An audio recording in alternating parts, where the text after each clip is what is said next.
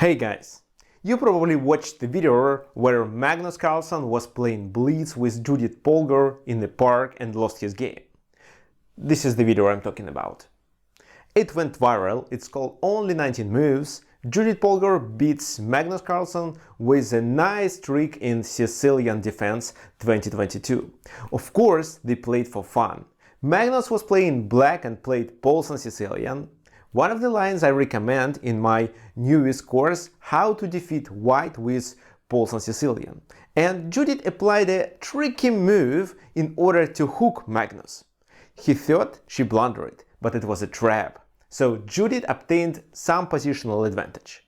Then Magnus blundered once again, lost his queen and finally resigned.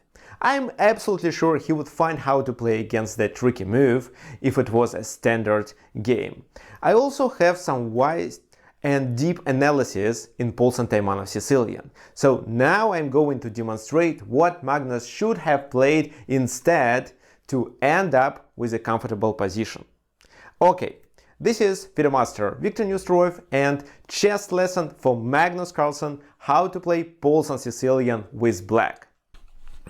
Judith started the game with e4, Magnus Carlsen played c5, knight f3, e6. This is how usually Paulsen Sicilian starts. d4, c takes d4, knight takes d4, knight c6.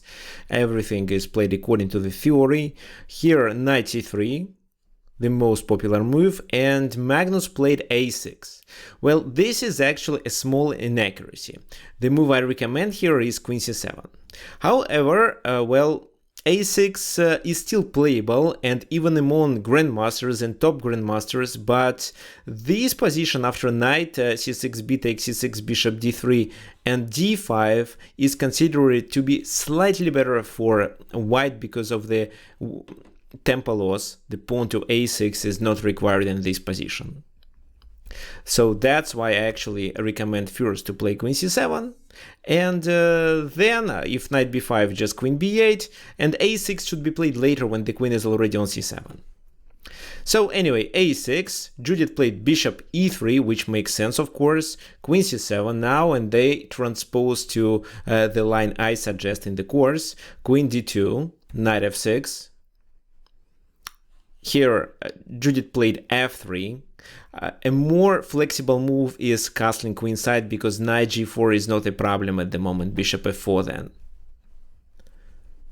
But Judith played f3, bishop e7 correct, castle queenside and b5, so they finally come to the position which is analyzed in the course and which is considered to be the main line. There are three moves, knight takes c6, king b1 and g4. Judith played the most aggressive one, g4. And Magnus automatically reacted with knight d4, bishop takes d4 and bishop b7, everything according to the theory. And this is where Judith played this move, e5, in order to attack the knight on f3. Instead, g5 and king b1 should be played. These are the main lines here. But okay, e5 is a sneaky move. How to react in this position? Well, you definitely cannot capture on f3. If you do this, you are likely to lose two minor pieces for a rook. Of course, Magnus didn't play bishop f3. He played knight g4, taking the advantage of this pin. Actually, well, this move is still possible, but is a small inaccuracy. For example, after rook g1, knight goes to h6. This is what Magnus did, but it wasn't the best response.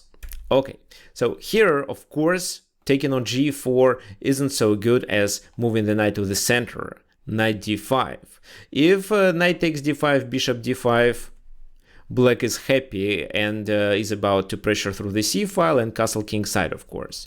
If, let's say, here knight e4, which is considered to be more dangerous, just castle is enough. King b1, knight b4.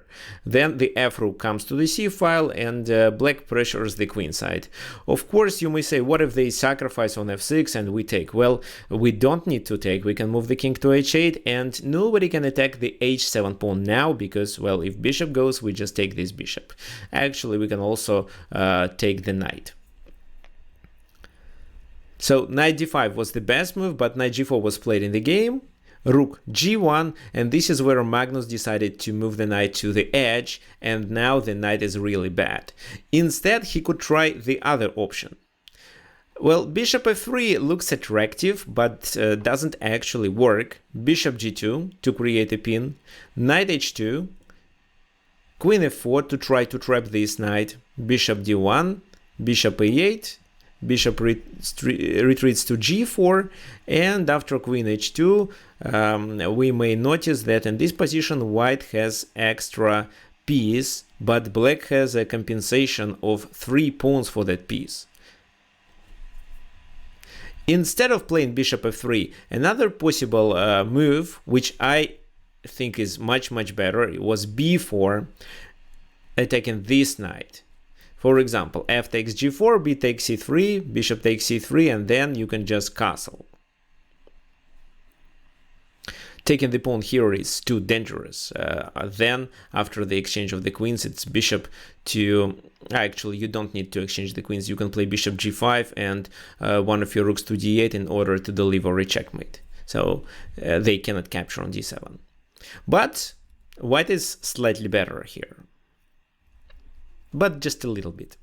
So Magnus played knight h6, bishop d3, the g7 is hanging and the knight cannot move to f5, bishop f8, bishop e4. Well, the position is still okay, and black has just a slightly worse position. They could continue with maybe bishop takes e4 or maybe knight to f5, letting them capture on f5. I think this is what Judith expected, but Magnus made his main blunder. It's rook c8. What do you think he blundered? He blundered bishop b6.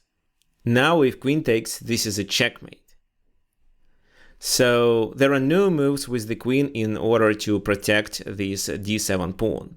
They have to give up the queen. So he took on e4, bishop c7, and then bishop c6. A queen for one minor piece is not enough even for world champion. Bishop d6, knight f5, and after knight e4, he realized that it doesn't make sense to continue the game and resign.